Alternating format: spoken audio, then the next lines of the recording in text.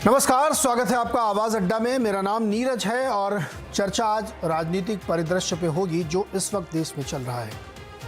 बहुत ही जबरदस्त एक रस्साकसी है विपक्षी दल और सरकार, यानी भारतीय जनता पार्टी और सरकार के बीच में भी। मामला वही पुराना है कि लंदन में जाके राहुल गांधी ने जो बोला उसको लेकर के भारतीय जनता पार्टी और सरकार चाहती है कि वो माफ़ी मांगे और राहुल गांधी माफ़ी मांगने को तैयार नहीं। लेकिन बात सिर्फ इतनी नहीं है, इसकी चर्चा तो पिछले एक हफ्ते से तमाम चैनलों पे और हमने भी की है।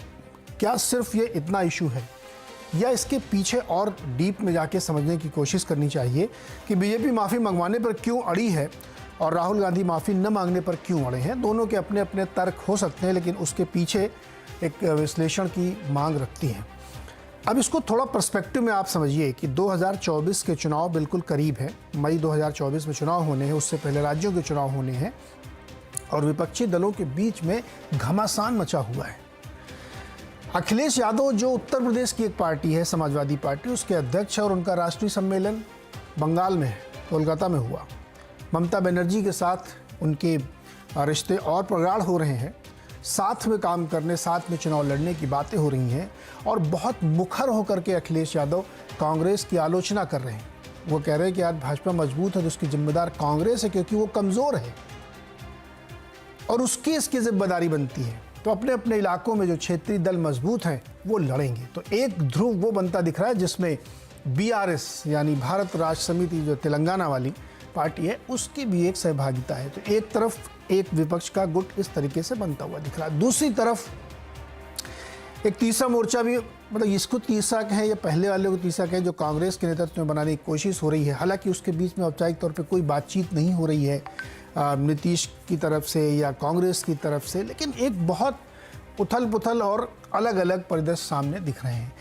इसके बीच में 2-3 प्लेयर और हैं जिनका जिक्र ज़रूरी है, जिसमें ED, CBI इन सब के बहुत रोल हैं। तो एक बीच में चर्चा नैरेटिव्स चला कि चूंकि हर दल के खिलाफ कोई ना कोई भ्रष्टाचार का आरोप खुल रहा है और इस समय सख्त कार्रवाइयाँ हो रही, तो क्या ये एक यूनिटी का थ्रेड बन सकता है? क्या बीच में ऐसा लगा कि शायद बन सकता है, लेकिन वो ध्वस्त हो गया। अब जिस तरीके की पिछले 2-3 दिनों में आपको परिदृश्य दिखे होंगे, उससे ऐसा लग नहीं रहा है कि कोई यूनिटी नाम की चीज़ बनने वाली है। 2-3 मोर्चे अलग अलग चुनाव लड़ेंगे और एक दूसरे के खिलाफ भी मोर्चा खोले हुए हैं। लेकिन सवाल इससे थोड़ा और पीछे जाके देखना चाहिए। जो मैंने शुरू में कहा था कि बीजेपी क्या राहुल गांधी को वाकई में इतनी ज़्यादा बड़ा बना के 1-on-1 करना चाहती है क्या? ये बहुत स्ट्रेट फॉरवर्ड सवाल है कि क्या बीजेपी को ये सूट करता है कि 24 के इलेक्शन में राहुल बनाम मोदी हो जाए, या इसलिए उनको इतना ज़्यादा टूल दिया जा रहा है क्योंकि विपक्ष में और कोई बचा नहीं, और अगर इनके पीछे लोग लामबंद नहीं होते तो एक और विफलता, और लामबंद होते हैं तो 1-on-1 की चुनाव लड़ाई हो सकती है और इसलिए शायद ये रस्साकसी चल रही हो। तो इसी को समझने की कोशिश करते हैं कि ये सब दरअसल चल क्या रहा है और क्या विपक्ष राहुल को एक चैलेंजर के तौर पे मानेगा, स्वीकार करेगा कि राहुल एक चैलेंजर है और उसका नेतृत्व करें और सारे दल अपनी अपनी शक्ति के साथ उनके पीछे खड़े हों। बातचीत इसी पे होगी। हमारे साथ जो मेहमान उनसे मैं आपका परिचय कराता हूँ। प्रोफेसर संजय कुमार हमारे साथ हैं, CSDS के प्रोफेसर हैं, सेफोलॉजिस्ट हैं और राजनीतिक मसलों पे बड़ी अच्छी राय अपनी रखते हैं। हमारे साथ अभय दुबे जी हैं, ये भी प्रोफेसर हैं अम्बेडकर विश्वविद्यालय में। इसके साथ ही आशुतोष जी हैं, पत्रकार हैं, CS और सत्य हिंदी के फाउंडर हैं, और हर्षवर्धन त्रिपाठी जी हैं, बहुत ही वरिष्ठ पत्रकार हैं। आप सबका सर बहुत बहुत स्वागत है। राजनीतिक दल न बुलाने का मकसद यही था कि चर्चा थोड़ी सार्थक हो और डीप में समझने की कोशिश करें, वरना वो दाएं बाएं चली जाती, फिर उसको मतलब उसका कुछ निकलता नहीं, समझ नहीं आता कि क्या चल रहा है। तो इसलिए हमने आज संपादकीय पैनल बनाने की कोशिश की है। अभय दुबे जी, बिल्कुल स्ट्रेट सवाल से आते हैं, फिर उसको डीप में ले जाएंगे। क्या ये जो चल रहा है इस समय, उसमें एक स्ट्रेटजी हो सकती है कि ऐसी कोशिश बीजेपी कर रही है कि राहुल बनाम मोदी जी हो जाए 24 में? देखिए, इस तरह की चर्चा आपके चैनल पे ही नहीं हो रही है। कल ही एक चैनल पे इस प्रकार की चर्चा थी, उसमें आशुतोष जी भी शामिल थे और उसके अंदर संजय जी भी शामिल थे। तो कल की चर्चा के तीनों लोग आपके चैनल पे भी मौजूद हैं। तो और अच्छी बात है और डीप डिस्कशन होगा। तो वो मैं ही कहता हूं कि अगर बीजेपी वास्तव में ये चाहती है तो बीजेपी की इच्छा तभी पूरी होगी ना जबकि सारा विपक्ष राहुल को अपना नेता घोषित कर दे। लेकिन इसकी तो कोई संभावना दिखाई नहीं पड़ रही। मेरे ख्याल से ये तकरीबन असंभव है। विपक्ष राहुल को अपना नेता नहीं मानेगा। यानी राहुल के प्रति जो सबसे ज्यादा हमदर्दी रख सकते थे नीतीश कुमार, क्योंकि बिहार में ऐसी स्थिति है जहां कांग्रेस बाकायदा एक छोटी प्लेयर ही सही लेकिन एक खिलाड़ी है, और जहां पर भाजपा के खिलाफ सारे लोग उपेंद्र कुशवाहा को छोड़कर बाकी सब लोग एकजुट हैं, वो नीतीश कुमार भी राहुल गांधी को विपक्ष के एक संपूर्ण नेता के रूप में पेश करने से हिचक रहे हैं, ऐसी खबरें आई हैं। तो मुझे नहीं लगता कि पहले तो कह रहे थे कि वो पहले तो नीतीश जी मान रहे थे कि हाँ कांग्रेस को लीड करना चाहिए। नहीं, कांग्रेस मान रहे थे, लेकिन धीरे धीरे करके तो चीजें बदलती हैं। वो तो बहुत पहले की बात है। आप देखिए हाल ही में उन्होंने ऐसा कोई बयान नहीं दिया है। तो मुझे नहीं लगता कि विपक्षी नेता राहुल गांधी को अपना नेता मानेंगे। और अभी तो ममता बनर्जी ने, देखिए आप ही ने खुद ही बताया और हम लोग भी जानते हैं, अखिलेश यादव ने कहा कि हम भाजपा और कांग्रेस से बराबर की दूरी रखेंगे। उसके बाद में जो तेलंगाना के नेता हैं चंद्रशेखर राव, उन्हें कांग्रेस के मुकाबले अभी चुनाव लड़ना है राज्य विधानसभा का, वो कैसे उसके साथ हो सकते हैं। ये आपके उड़ीसा के नवीन पटनायक हैं, वहां भी कांग्रेस उनका मुकाबला करेगी। तो कांग्रेस कई क्षेत्रों में बहुत सी क्षेत्रीय शक्तियों के मुकाबले खड़ी हुई है। कांग्रेस ने क्षेत्रों में अपने दावे छोड़े नहीं है। भाजपा 80 के दशक में क्षेत्रीय शक्तियों के से अच्छे संबंध इसलिए कायम कर पाई थी क्योंकि भाजपा का क्षेत्रों में कुछ था नहीं और कांग्रेस क्षेत्रीय शक्तियों को सता रही थी उस वक्त। इसलिए क्षेत्रीय शक्तियां 80 और पूरे 90 के दशक में भारतीय जनता पार्टी के साथ रहीं। आज भारतीय जनता पार्टी ने वही मुद्रा अख्तियार कर ली है जो किसी जमाने में कांग्रेस ने अख्तियार की थी।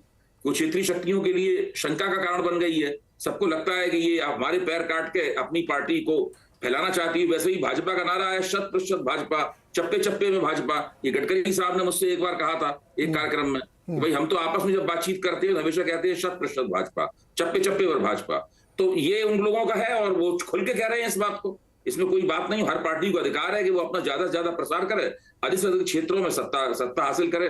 तो मुझे नहीं लगता कि राहुल गांधी विपक्ष के नेता बन पाएंगे और विपक्षी नेता नहीं बन पाएंगे तो मोदी बनाम राहुल भी नहीं हो पाएगा। हाँ, उन प्रदेशों में जहां पर कांग्रेस भाजपा की प्रमुख प्रतिद्वंदी है, जहां लगभग 2 पार्टी सिस्टम है जिन प्रदेशों में और तीसरी ताकतें बहुत ही ज्यादा छोटी हैं, वहां तो अपने आप ही राहुल गांधी बनाम मोदी हो जाएगा। वहां तो स्वाभाविक रूप से हो जाएगा। तो विपक्षियों की फिर रणनीति क्या है? जहां पैसा नहीं है। अबे जी, विपक्षियों की रणनीति है क्या फिर? ये चल क्या रहा है? विपक्षियों के पास मेरा मानना है कि भाजपा के सभी उम्मीदवारों के खिलाफ विपक्ष का एक संयुक्त उम्मीदवार खड़ा किया जाए, ऐसी कोई रणनीति आज की तारीख में विपक्ष के पास नहीं है। नहीं, आपस में भी तो सरफटौल चल रही, वहां पे एक दूसरे को इतना गरिया रहे हैं। मैं तो कह ही रहा हूं आपसे कि विपक्ष के अंदर बहुत सारी दरारें हैं और ऐसा कोई नहीं है। अभी विपक्ष को असल में वो ट्रिगर पॉइंट नहीं मिला है, वो उसकी तलाश में है। एक ऐसा ट्रिगर पॉइंट मिले जिससे उन्हें लगे कि इससे मोदी के खिलाफ एक बड़ी एंटी इनकम्बेंसी बन सकती है, तब तो वो उसके इर्द गिर्द एकजुट होने के बारे में सोचेंगे। अभी अदानी के मसले में ट्रिगर पॉइंट ढूंढ रहे हैं, या जो सीबीआई रेड वगैरह हो रही है, विपक्षी नेताओं को जेल में डाला जा रहा है, उसको बना सकते हैं ट्रिगर पॉइंट। लेकिन अभी वो ट्रिगर पॉइंट नहीं बन पाए हैं और वो बन पाएंगे कि नहीं बन पाएंगे इसके बारे में कोई कुछ गारंटी से नहीं कह सकता है, क्योंकि इसकी कोई गारंटी नहीं है। इसलिए आज की तारीख में हम नहीं कह सकते हैं कि विपक्ष के पास भाजपा को एकजुट टक्कर देने की कोई एक रणनीति है। राहुल गांधी को भाजपा का पूरा नेता, विपक्ष का पूरा नेता घोषित करने की बात तो आप छोड़ ही दीजिए। जी अच्छा आशुतोष जी, तो फिर ये भाजपा या सरकार ये राहुल गांधी से माफी मंगवाने पे क्यों अड़ी हुई है? मुद्दा खत्म क्यों नहीं हो रहा है? मकसद क्या है इसका? देखिए, इस सवाल का जवाब तो भारतीय जनता पार्टी के तमाम रणनीतिकार ही दे सकते हैं, लेकिन जो सर विश्लेषक से जवाब चाहिए। मुझे पार्टी से होता तो मैं उनको बुलाता ना, मुझे तो विश्लेषकों के जवाब चाहिए। मैंने आगे बात खत्म ही नहीं की। राइडर लगा दिया आपने, तो मैंने कहा राइडर पहले ध्वस्त कर दूं मैं। देखिए, भाजपा की एक तो रणनीति ये हो सकती है कि राहुल गांधी को आप नेता विपक्ष के तौर पर प्रेजेंट करें और ये मैसेज दे कि भाई जो अगली लड़ाई होगी वो राहुल गांधी और मोदी के बीच में होगी, जिसमें स्वाभाविक तौर पर नरेंद्र मोदी राहुल गांधी पे 20 पड़ेंगे और इसका फायदा उनको मिल सकता है। दूसरा, जब आप एक राहुल गांधी को आगे करेंगे तो जाहिर सी बात है विपक्ष के अंदर भी दरार पैदा होगी। ये उनकी रणनीति हो सकती है। लेकिन मैं अभय जी की बात से थोड़ा सा असहमत हूं। मेरा अपना मानना है कि जो कोएलिशन और गठबंधन की राजनीति होती है उसमें वक्त लगता है, वो एक दिन के अंदर गठबंधन हो ही नहीं सकता। अभी जैसे अगर आप देखें